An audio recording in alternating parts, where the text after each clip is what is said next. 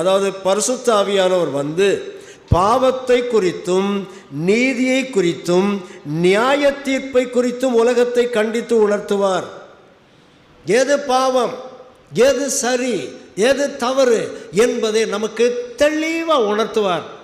எந்த சமரசமும் இல்லாமல் உணர்த்துவார். நாம் செய்கிற அநேக செயல்கள் சரிபோல தோன்றுகின்ற பாவங்கள், அது சரிபோல தான் தோணும். இது எல்லாரும் செய்யாத தப்பா அப்படியெல்லாம் நம்ம அதுக்கு சாக்கு போக்கு சொல்லிக்கொள்ளுவோம். ஆனால் பரிசுத்த ஆவியானவர் என்ன செய்வார்? அதை கண்டித்து உணர்த்துவார். நீ தப்பு பண்ணாத.